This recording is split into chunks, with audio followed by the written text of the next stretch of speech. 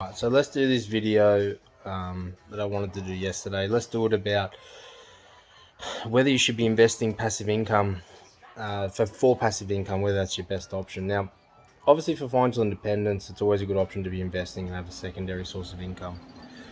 But when a lot of people have tight cash flows, Bub's over here playing with his dumbbell, so we're good.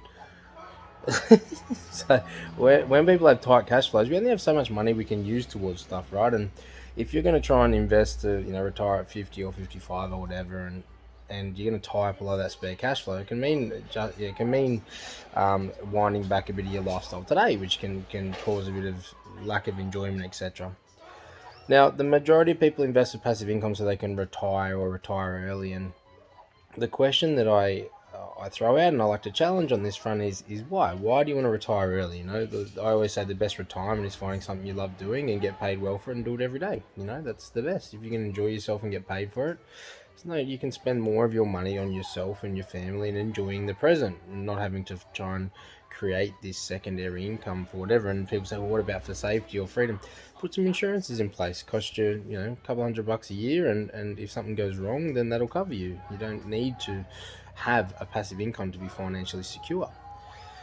So what I talk about, what I want to challenge is when people are in their roles, they tend to get at the start. Most people, when they start a role, they're really excited at the start. It's enjoyable. And it's usually over time that they start to stop enjoying what they do. But they never really stop enjoying it enough to quit. They keep doing it and just complain about it. And it's the challenging thought process here is it the role and the job and actually working you dislike, or is it the stress around working that you're trying to remove? So, for example, you go and you work out all day and you get up, you're paying for this mortgage or this rent, and you're never there because you're always at the office. And you leave, and then any spare time you get, you got to look after the kids, you got to cook, you got to clean, you got to mow the lawn, do all the chores, right? So challenging question is, instead of living tight and having to work every day and scrounge up every dollar you can to invest so that in 10, 15, 20 years you can stop while you're miserable that whole time, what about if you tried to use that money on other things that could decrease the stress, increase enjoyment, and therefore improve your quality of life and help you enjoy your role more, right? If you could do that, it'd be a much cheaper way to be happy and not have to retire while enjoying that time, right? So if we look at, I've got a little diagram here, a little chart that I put up. If we look at the cost of someone who's 30 years old who wants to retire just generally by 20 years, it's going to cost them about $2,000 a month to generate $1 million portfolio for a passive income for 10 years, right? That's roughly what it's going to cost. All right, we're back. Bubba playing around, losing his shit. All right, so the challenge here is, it's going to cost you about $2,000 a month minimum if you get a good rate, good investment rate for the whole 20 years, and you can keep that up for the whole 20 years on top of your mortgage, all that stuff, to be able to retire by 50, right? It's 20 years from age 30. So what's the alternative? Well, with medical advances in our generation, someone who's 30 now, you're going to relatively still be young by the time you're 50, 60, right? Still be, generally speaking, still be pretty healthy, etc. So unless you want to be a nomad or a traveler, and a constant traveler, there's no reason you can't work and still do 3-month trips and all that stuff if you set it up properly. So unless you want to do that, you're going to be pretty bored, right? You're going to spend a lot of money because you're sitting at home doing nothing. So continuing to work or get paid for doing a hobby is the best way to go about it. So then alternatively, how could we see whether it's actually work we dislike or the stresses around work? So let's say we take that $2,000 a month. What could we do instead? Well, cleaning's probably the biggest one. A lot of people have issues with having to spend a lot of time at home cleaning their house, right? So that's one of the biggest stresses, because you get home, you want to chill out, or you got to clean, right? It's going to cost you about $100 a week to get a good cleaner in every week to keep the house in order. Yeah, $100 a week, $433 a month. Yeah. Then secondly, we've got lawn, stuff like that, right? Let's say it's another $100, another $400. It's probably not going to cost you $100 a week, right? It's probably going to cost you $100 a fortnight at most. So let's say that's probably close to $215 a month. So we're at about, let's call it $650 a month now. Then if you want to do, you could get a pre-prepared meals, that kind of stuff. That might be another 100. You know what I mean? That, let's say that rounds us up to about $1,000 a month. That leaves us with another $1,000 a month left over.